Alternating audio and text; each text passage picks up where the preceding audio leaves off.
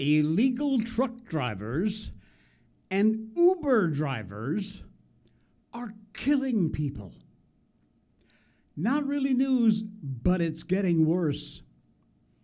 An update on the J6 pipe bomber story. It kind of a joke. And murdering the ostriches. The most horrific story out of Canada, which has been completely destroyed. And finally, why are male teachers now a rare commodity? Interesting story. Welcome to the Jay Sheldon Show. It's Friday. Yeah, we made it. It's Friday. Thank the gods. Oh, man, Shevitz, I'm telling you. We are live on Rumble and on X, both platforms, wherever you may be watching the show. Thank you for popping in. And please just take a second to hit the follow or subscribe button. It's free, and it really helps the show out. That's the thing that the algorithms really count on, to let other people know about our show, so we get pushed out there a little extra. So thank you for doing that. We appreciate it. All right, we got a lot going on this morning. Happy Friday. Man, I'm telling you, the time has come. As is usually the case following some horrific event, it takes something tragic before a microscope gets trained on a real issue. Joe Biden and the Democrats, plenty of blood on their hands from years of massive waves of illegal immigrants pouring across the wide open southern border. Nothing new there. We all know that. There have been plenty of high-profile cases like Laken Riley, Jocelyn Nagari. But it took the deaths of 3 unknown people, no high profiles, on a Florida highway to finally bring some attention to the huge problem of illegal immigrants who speak and read little to no English, driving 18-wheelers across the country. And this story just keeps getting worse. 7,200 illegal aliens with a CDL from Sanctuary State have been arrested.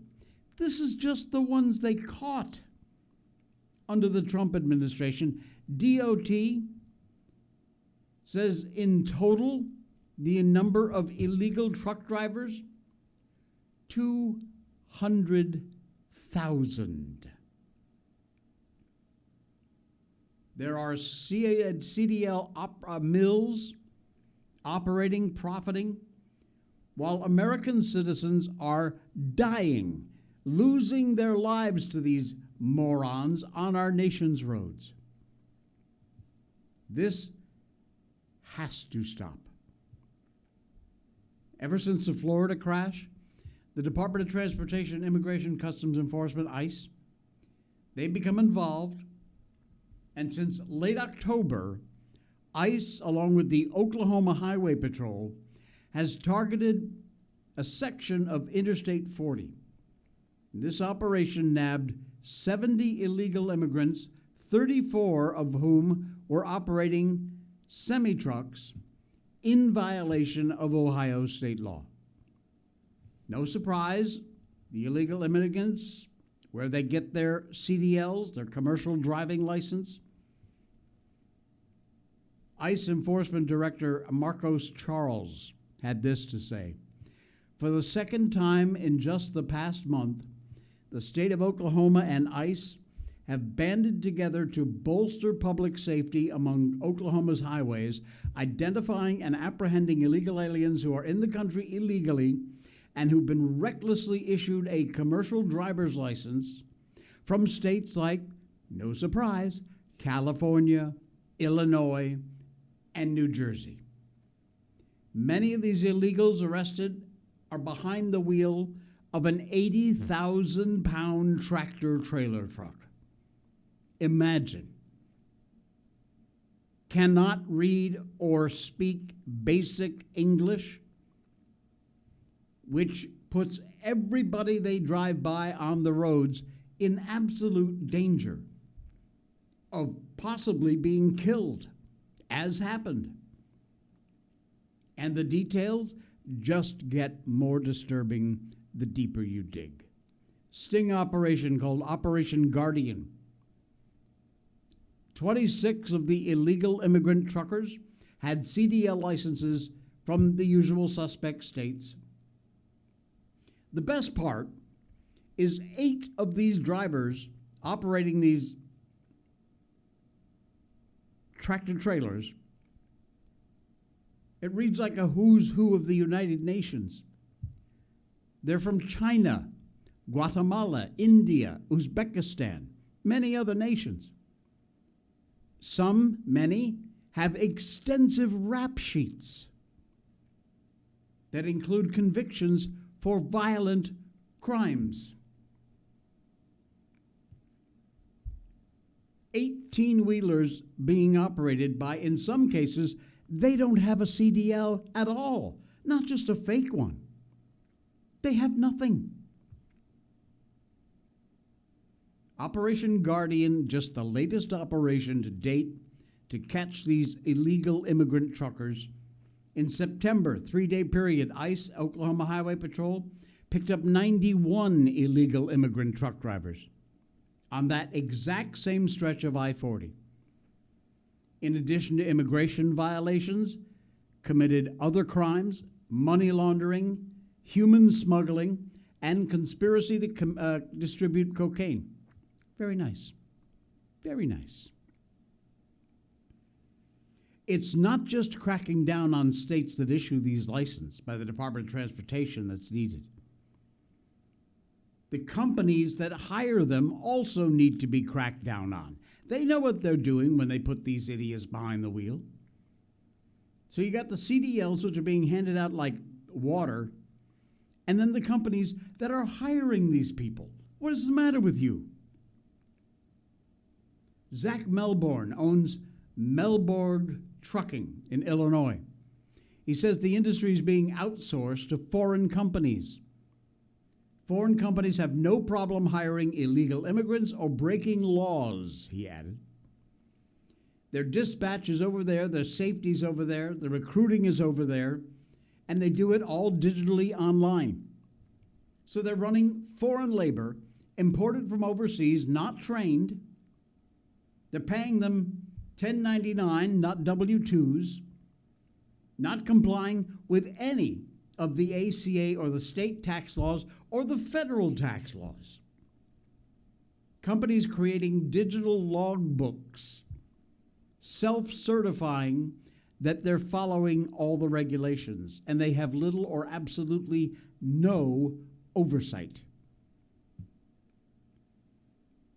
At least it's a good start by Transportation Secretary Duffy to clean up the mess left by the Biden admin. But if you're going to be traveling anywhere in this country across the interstate highways, you better be eyeballing who's driving that 18-wheeler next to you, because it could literally be a matter of life and death. 140 illegal alien truckers, many with criminal records, driving across state lines with licenses issued by California and other sanctuary states. This is not immigration, this is infiltration. This is insane. Unbelievable. And by the way, even though that story deals with illegal truckers driving 18,000-pound death machines, here's something you probably haven't thought about. What about the next time you call up an Uber? Who's driving that? If your rideshare driver doesn't speak a lick of English, well, guess what? You're not alone. These as we just said, these commercial driving licenses are being issued to anybody and everybody with the right amount of cash. And then these companies hire them, many from overseas.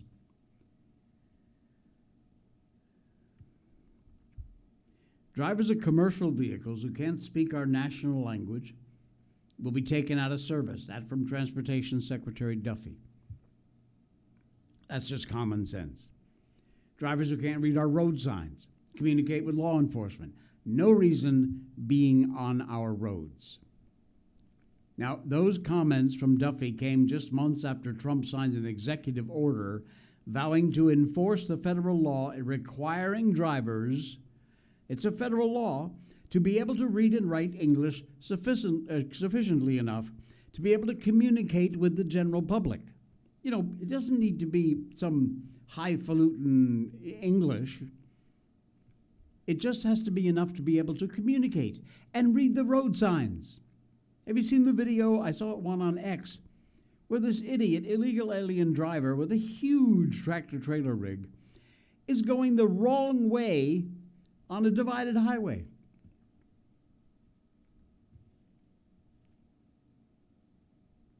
Well, after this crash in Florida, turns out to be new concerns. As it turns out, the issue is not just one being faced by the long-haul trucking industry. It looks like your local ride-share driver, your Uber driver, may very well not speak our country's official language, which is, by the way, English.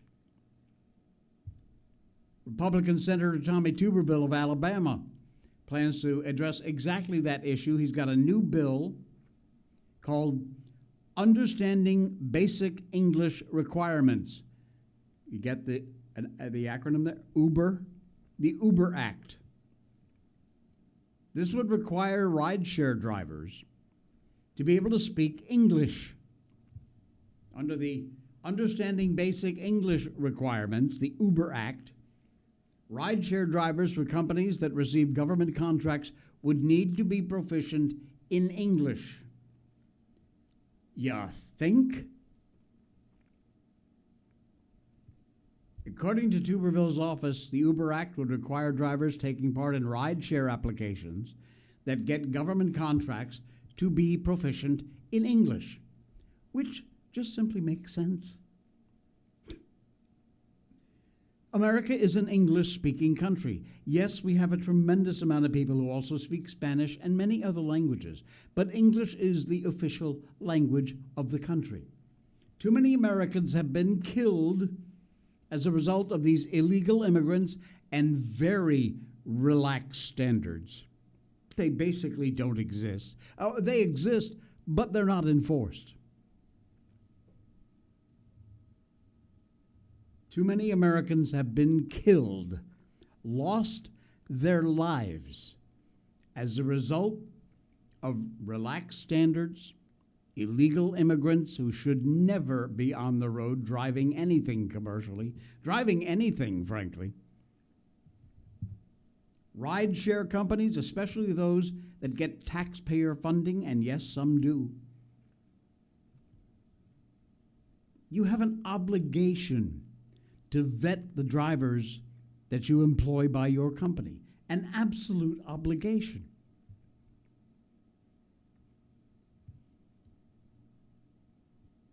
This is not the senator's first foray into making our roads safer.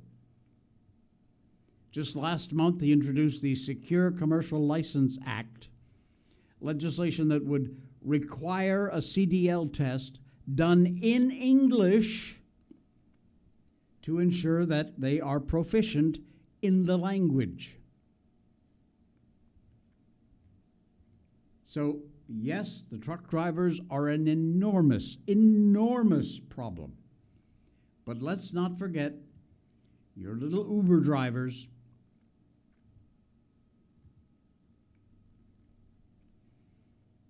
They're out there too. They're not licensed. Or if they are, they got it through, a little cash here and there. Yeah. Unbelievable. Good morning, Danny. Good morning, Marilyn. My husband got me Matthew West tickets for next Friday. Don't Stop Praying for America tour. Cool.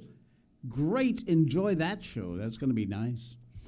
And then, good morning, Marilyn. Oh, my goodness, I can't take the freezing. It's on X2. Really?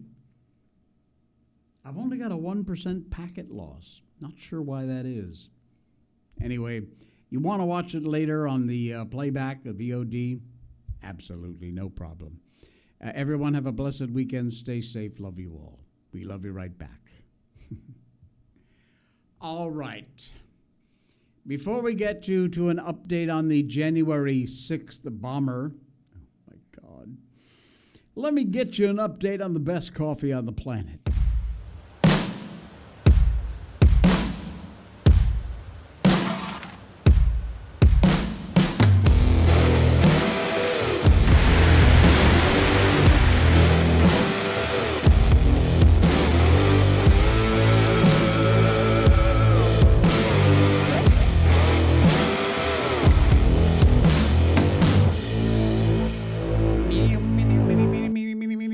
Blackout coffee, that's what's in this cup.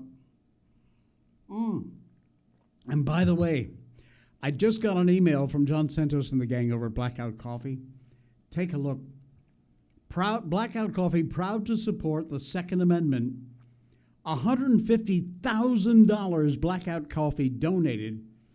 And it says here, we're just getting started. We don't just roast coffee, we stand for freedom.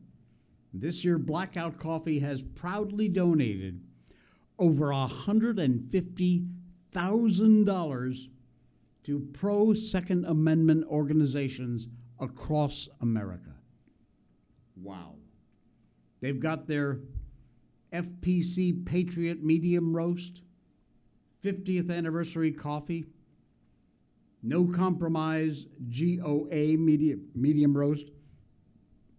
Folks, you got to head over to that link in our show notes for Blackout Coffee. Use that link so we get a little credit for your visit. And pick yourself up a bag. If one of the reasons you have not yet bought a bag of Blackout Coffee is because it's beans and you don't have a way to grind them, no problemo, mi amigo. Now, on a lot of their most popular roasts, they also offer ground coffee. They all the same great premium beans, only roasted after you place your order, shipped out within 48 hours. But now you have the option. You want to keep getting the beans? You can do that if you got a way to grind them. But they offer these premium roasts in ground versions. Yep, there's a pull-down menu on the site, and you can get your amazing Blackout Coffee beans ground for you and delivered right to your doorstep. This company is amazing. As you just saw, they have been behind the Second Amendment. They are an all-American company, and they believe in the things you and I believe in, the First and Second Amendment, our military, our first responders. They're great, great people to work with, and their heart's in the right place. And on top of that, seriously, they just make the best coffee on the planet. There are so many choices these days. You got to give this one a try. Try a single bag. That's all I ask. Just order a single bag, find your favorite roast, ground or just the beans, and try it. Chances are, I know you'll be back for more because this will be the best coffee you've ever tried. Blackout Coffee, use that link down there in our show notes and pick yourself up a bag. Give it a try. Don't forget, by the way, if you're a first-time customer, use the promo code J20, JAY20 for 20% off your first order at Blackout Coffee. All right. The January 6th bomber, we covered it yesterday. It was our lead story. Today, we were supposed to have some kind of an announcement about who exactly they identified as the January 6th bomber. Well, Steve Baker, who is the investigative reporter who broke this story, and then he and Glenn Beck, love Glenn Beck, don't get me wrong, but there's something going on. This is from his post on X. After an abundance of counsel from trusted parties within and outside the government, we've hit the pause button on those interested parties so those interested parties can have some more time to look at the J6 pipe bomber evidence. There are things they need to do internally. What, like cover it up? Find excuses? Why are you giving them time? You are journalists. Journalists do not give people time. If they get the story and they get the sources and they confirm the sources, you run the freaking story. You don't hold it so the people who may very well be implicated, or their department may be, have time to create some excuse. Bullshit. Bullshit. You run the story. Are you kidding me with this? He continues, this is a real story. When it breaks, it's going to be a huge story. There are a lot of moving parts, but we need to give them time to do what they need to do. And I know everyone is waiting. Believe me, tensions are running high. There have been a lot of sleepless nights these last 2 weeks, but this is a game changer, and we don't want to do anything to jeopardize that right now. Well, if the evidence you have is legit, you wouldn't be doing anything to jeopardize it. What you are doing by delaying putting this story out is giving these morons time to do the cover-up. Seriously, you call yourself a journalist. You have the evidence, you have confirmed the evidence from multiple sources, and you're holding the story? Honestly, I feel like saying, whose payroll are you on? This is absolute crap. We still don't know. They still have not released the story. Come on. He says, he ends with, hang tight, it's all coming. Yeah. Right after they have time to completely make up all of their reasons and excuses for it. It's bullcrap, folks. It's absolute bullcrap.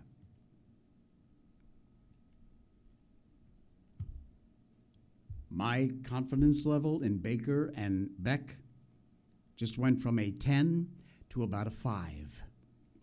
And you keep delaying this, it's going to go even lower. Unbelievable. And that's not the worst story of the day. This is an 8-minute video, and obviously I'm not going to play the whole thing, but Viva Fry over on X has been an absolute brilliant commentator.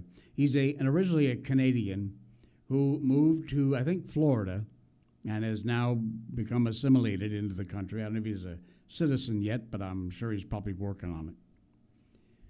And he is more than a little pissed about this ostrich story in Canada. If you don't know the story, there is an ostrich farm which, because of is it avian flu, which the birds do not have, the Canadian government has decided they needed to cull the herd. What that basically means is shoot them and kill them for absolutely no good reason. They appealed to the Supreme Court. I think it went all the way to whatever the Canadian version of the Supreme Court is. Turned them down. And so this murder of these hostages, ostriches, is going ahead if it has not already been done. Viva Fry is not happy about this. This is just a quick update. I got off the phone with Katie from Universal Ostrich Farms about what's going on the farm right now. And I will not get into the details of my conversation with Katie, except to say that they're now basically in the midst of shooting the ostriches. Katie mentioned that she was listening for as many minutes as she could stand of shots ringing out in the distance, that they basically took everybody off the property, separated whomever, I don't know, how it's happening, and that they can hear gunshots going off in the night, one after one, and Katie was sitting there listening to it happen, and they're killing the ostriches. Like right now, You imagine that you're on your own property and you're listening to a fucking tyrannical piece of shit, monstrous government with their fucking piece of shit. I'm sorry, I'm swearing all this video. Monstrous Soviet-style apparatus, administrative bodies, murdering your animals. And some people say murders for humans. They are literally slaughtering the ostriches right now, 300 plus, in a way that the family can hear. And I'm talking to Katie and listening to a woman, a person, a human, having what it's not a nervous breakdown, because there's like a sort of a unjustifiability, or whatever, to a nervous breakdown is sort of like unwarranted. This is a woman listening to her animals of 35 years be murdered. Unbelievable. Absolutely unbelievable. The story just breaks your heart. Numerous gunshots ringing out in the night. The British Columbia ostrich farm, punctuated by sounds of murderers and stop as the Canadian Food Inspection Agency moved ahead with a cull of hundreds of birds. This shooting at the ostrich farm near Edgewood, BC on Thursday night, coming from inside an enormous enclosure they constructed out of hay bales, and then drove all the ostriches into this enclosure, and apparently now have just shot them all.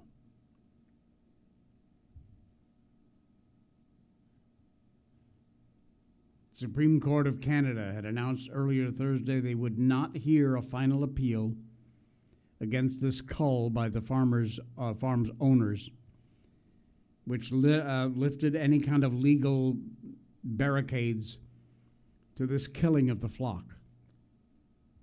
It's between 300 and 330 birds. Unbelievable. It is a sad day.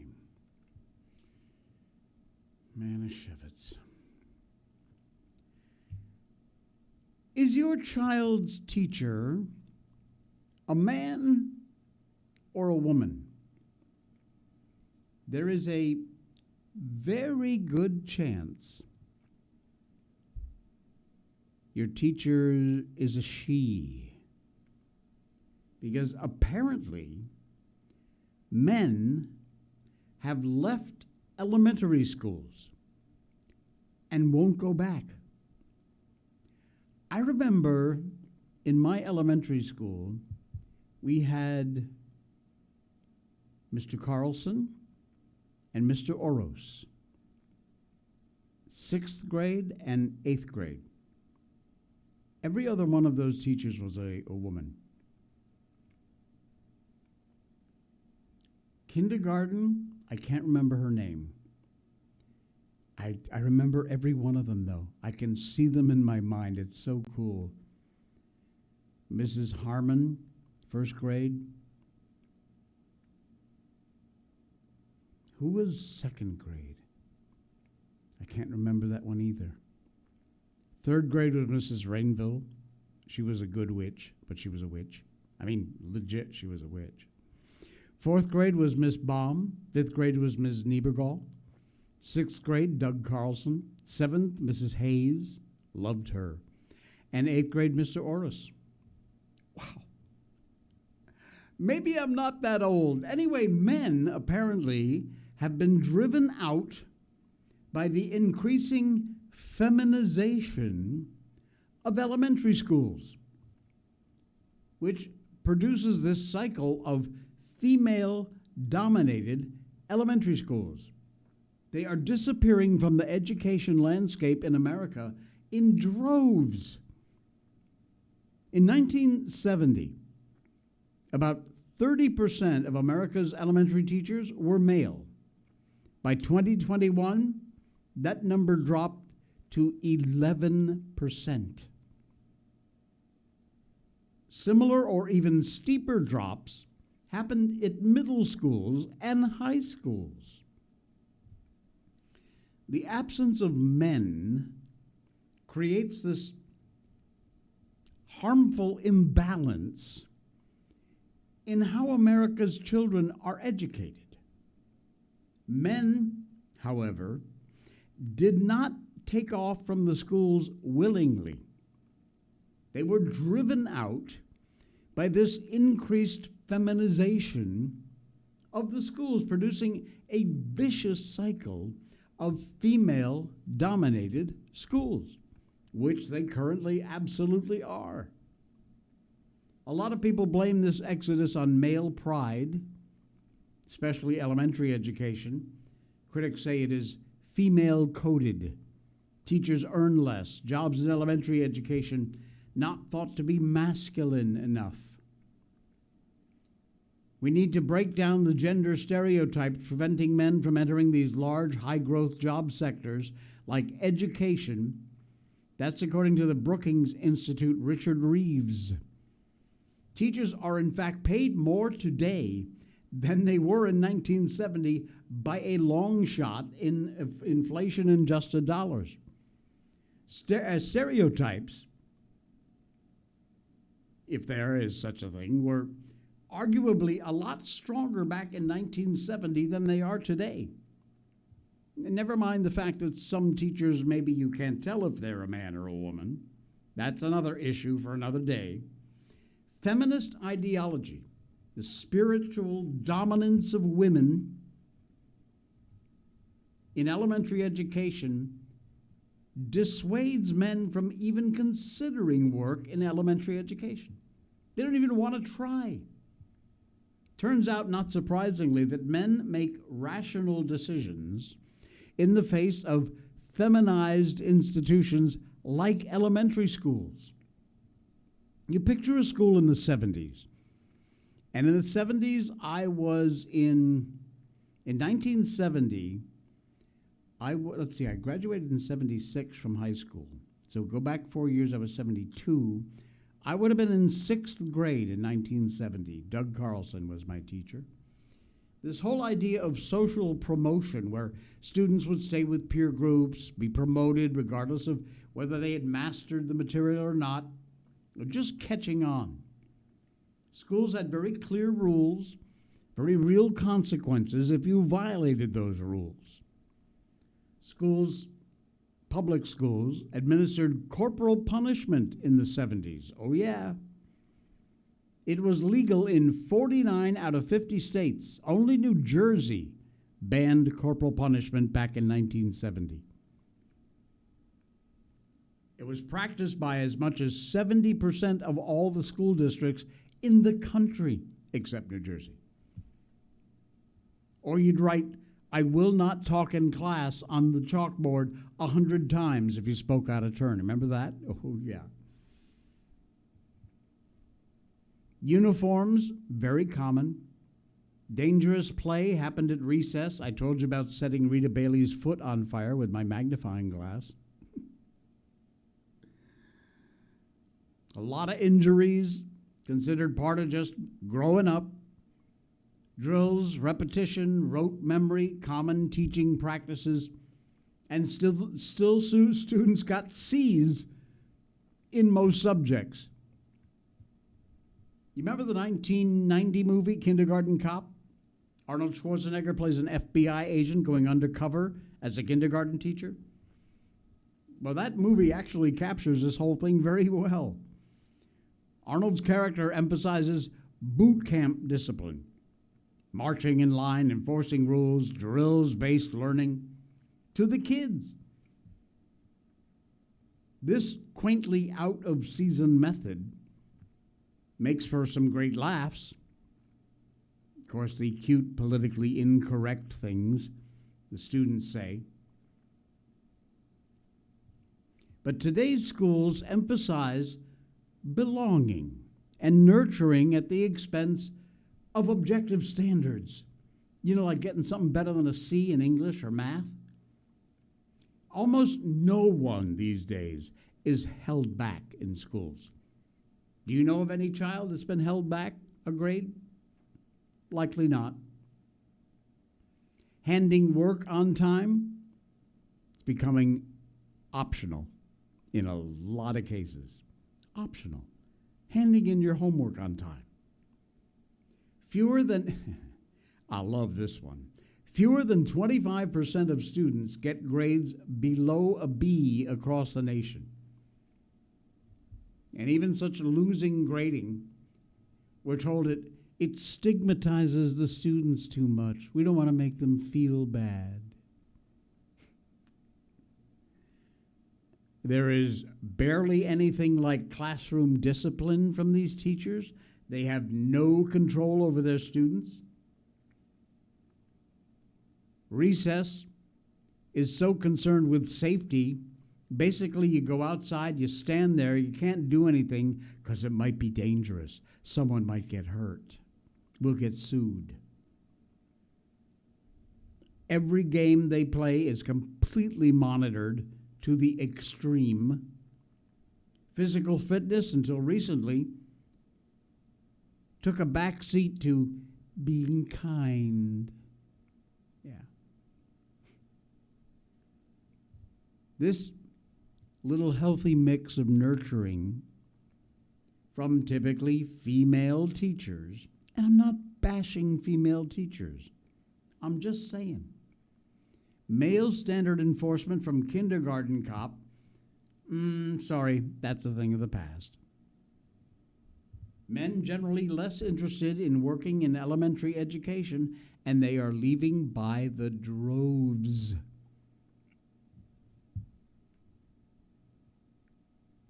And frankly, unless we defeminize our elementary schools, it isn't going to stop. It's just going to continue. And we need that balance. We need that balance. Otherwise, it just don't work.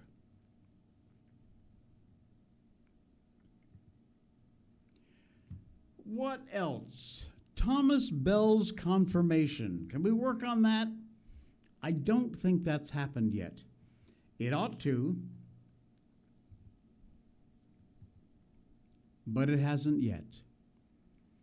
Confirming Thomas Bell could bring justice to all the babies who have been aborted for their body parts. Come on, you know that happens. Bell's confirmation would open the door to a very thorough look at these abortion facilities and their tangled relationship with researchers.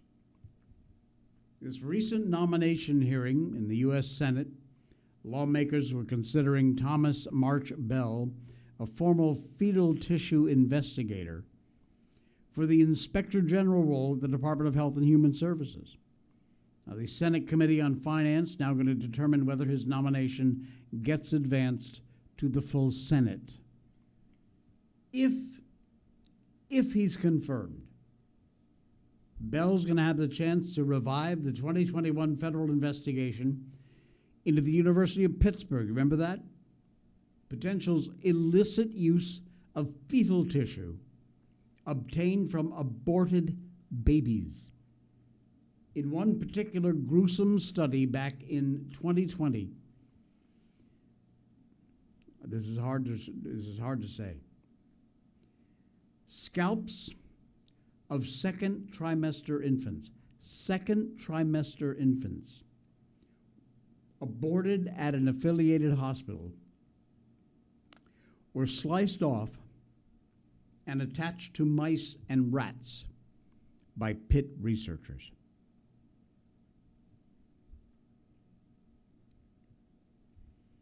Bell named in March to replace former HHS Inspector General Christy Grimm when Trump fired this Grimm in January. A letter sent to the hearing, U.S. Senate Committee on Finance Chairman Mike Crapo, Republican from Idaho. Democrat members demand that Bell's consideration be tabled, writing that Grimm's removal by Trump was unlawful and illegitimate. During the hearing, Senator Langford, Republican from Oklahoma, criticizing the Biden admin, saying it wouldn't touch abortion facility oversight, including these facilities that complied with proper medical procedures. Yeah. Unbelievable. The HHS OIG investigation into Pitt's fetal tissue research, initiated after suspicions of unlawful conduct, including the claims of altered abortion procedures to obtain the tissues, detailed by Republican lawmakers in multiple letters to the Biden admin, who, of course, completely ignored it.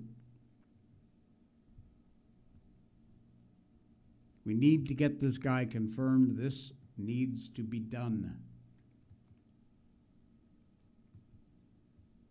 Absolutely scary. What else is? Oh, pushing, pulsating, prosthetic breasts. What? Yeah. Texas. And thank God for Texas. Seriously. A court in Texas has protected Texas kids from sexual content. The appeals court decision, this is a good news story, folks, endorsed by a Trump-appointed judge and a Bush-appointed judge, in an effort to restrict drag shows from performing sexually in front of children on public property, was upheld by the Fifth Circuit Court of Appeals yesterday. Vice President of the Family Project, Sarah Gonzalez, an organization involved in crafting the language of the bill. To be clear, Texas children will not be sexually indoctrinated on our watch. The Texas Family Project worked tirelessly to expose the all-ages drag shows happening across the state, because we know nobody would believe these scantily clad grown men were performing strip club routines in front of young children unless they actually showed them directly. They worked with legislators to craft the language that would hold up on an appeal. And today, their long-awaited outcome, Texas children will not be indoctrinated on our watch. This ban had been blocked by a lower court judge, but 2 of the 3 judges on the panel ruled to restore the ban while the case goes through the court process. Drag, a costumed, choreographed, and frequently parodic performance that speaks in the idiom of gender, plainly participates in that protected tradition. This is from Judge James Dennis, who is a dissenter from the ruling. The majority's efforts to collapse an entire art form in a new salacious acts turns these principles on their head. Well, Judge James Dennis, we're simply asking you don't do it in front of our children. You want to put on a dress, too much makeup, and a fright wig, and go dance in front of whatever adult, anybody over 18, that you want to, knock your freaking self out. We don't care. Well, we think you're morons and idiots, but we really, truly do not care what you do in front of other adults. You do you. But you do not touch our children. It's as easy as that. It's an art form. Maybe, I suppose in the broader sense, it is. But it ain't art for children. strip club routines in front of kids as young as maybe 3 or 4 years old. So that, thank you, Texas, is what's going on to help to protect our kids from this insanity. That's all we're asking. That's all we're asking. Just keep it away from the kids, folks. Seriously, that's all we want. Keep it away from the kids.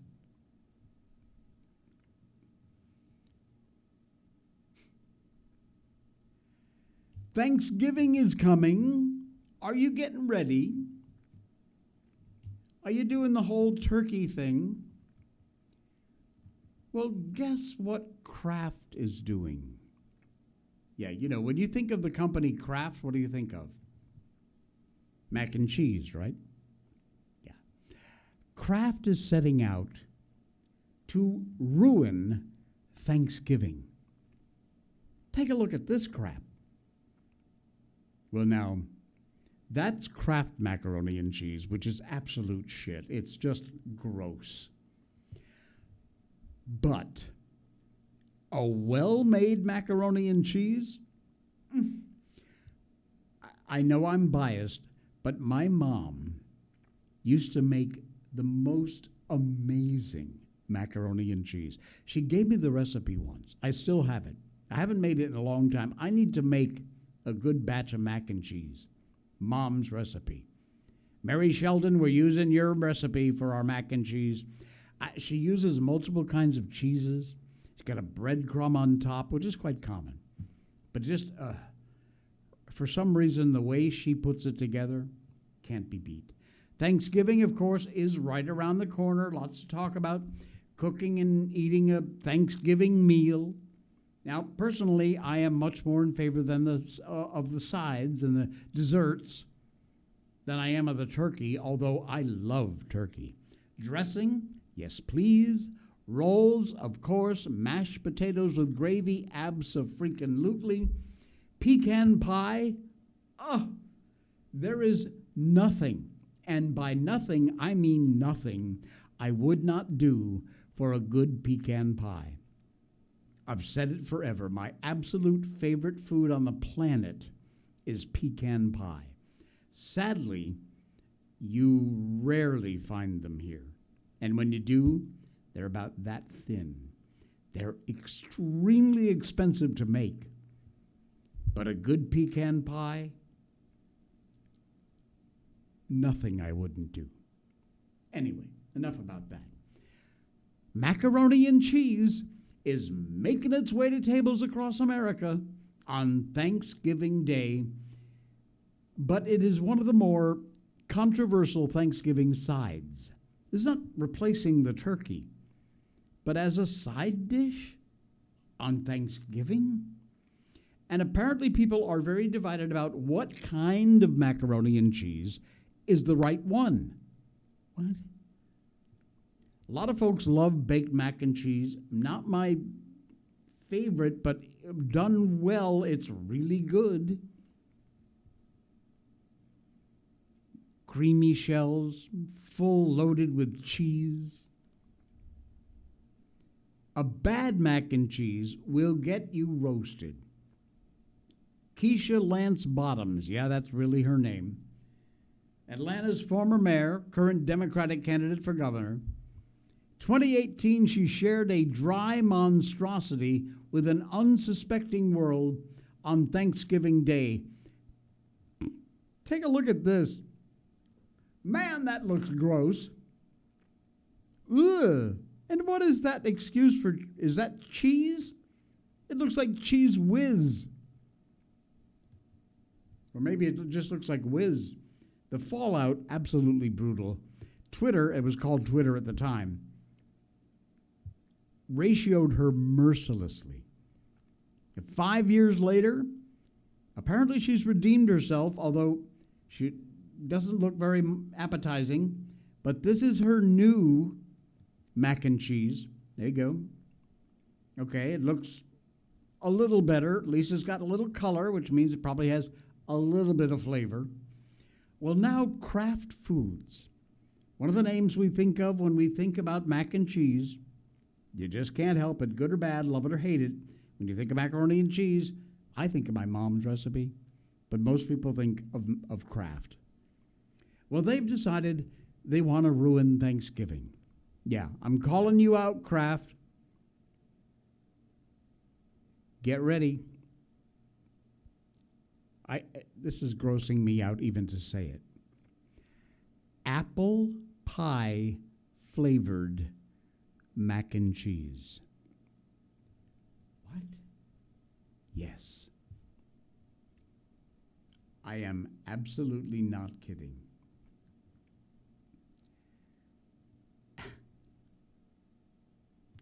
What in the name of all that is holy and honey buttered is Kraft trying to pull here?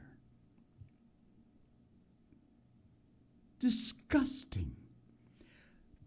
This processed food behemoth company used actor Jason Briggs to promote this hideous flavor. Apple pie flavored mac and cheese, my friends. It's just wrong. Gen Xers know Biggs, big screen history, apple pies, if you're not familiar. Don't ask me to explain, just look it up. But,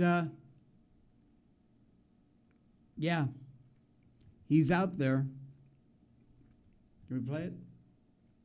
We got sound? Which I am just going to eat. It was one pie. What? That's it?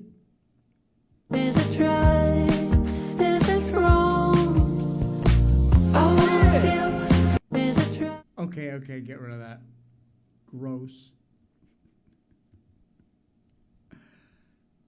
Does Kraft mac and cheese not know what he did in the apple pie in that movie?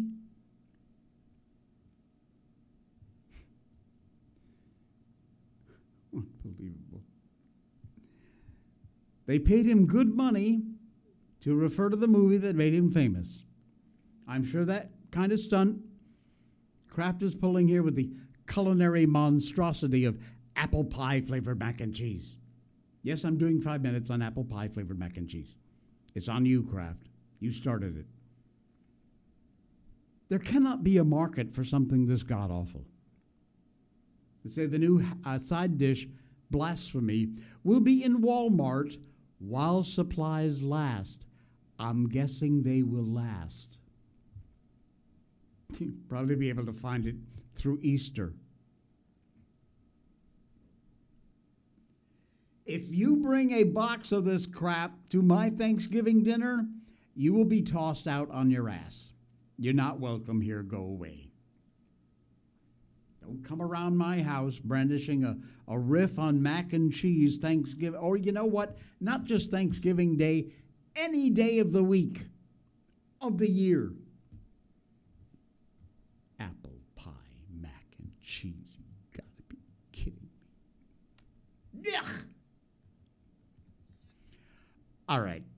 I'm going to end with this thing because it's just freaking me out. It's absolutely weird. As you know, the plane crash of the UPS flight, Mandani winning New York, Dick Cheney passing away. Is there a connection? You would think not. And this may very well just be a certain amount of coincidences. But what this guy is saying is true. You can look it up. This will freak you out. Listen closely. The 9/11 ritual continues. Let's get into it. Now, a multitude of things happened over the past couple days, starting with the death of the former Vice President, Dick Cheney, who died on November 3rd, who was Vice President at the time of 9/11.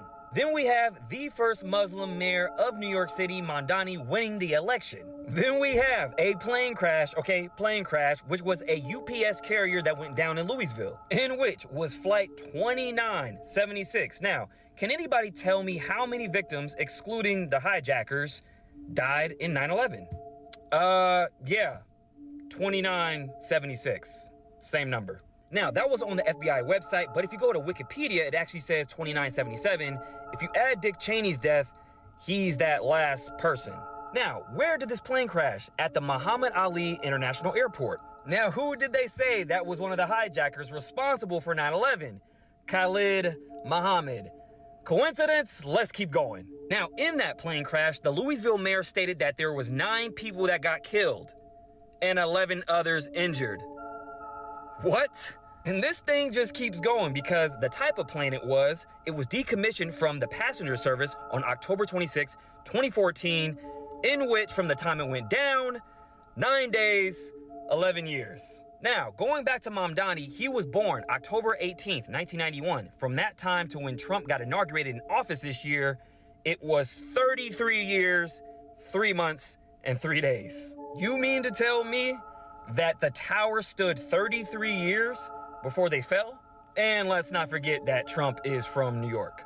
Not to mention that UPS plane only reached 175 feet before crashing, right? You guys, that's the same flight number as the second plane in 9/11. How? And the cherry on top, they said that second plane had a 33% load factor. Got it. If you guys don't think that we live in a matrix by now, I can't help you. Yeah. I cross-checked. Those numbers are correct. Now, since then, the death and injury tolls have grown. But this is all based on the original information. And I just wanted to share with you because it's freaky. It's just freaky. And that's a Freaky Friday. We're all done. Thank you for popping by. I really appreciate it. I know we had some bad lag today. Sorry about that. Hopefully you're watching this on VOD later on down the road. We are on X and Rumble live Monday through Friday at 10 a.m. Eastern Time. And we are, of course, on YouTube. You'll find us at the Jay Sheldon Show over there. We're not live, but we do upload the show within an hour or sometimes the next day on our YouTube channel. So you can join over and subscribe over there. We're growing our audience quite well. Thank you. All right, join us on our locals, too. The link's at X, and there's a red button down there on Rumble for you to join our locals channel, get some behind-the-scenes stuff, and our new show called The After Hours. I'm going to enjoy my weekend. You do that, too. Spend it with someone you love. And we'll be back here again Monday morning, bright and early, on the Jay Sheldon Show. Thanks, folks.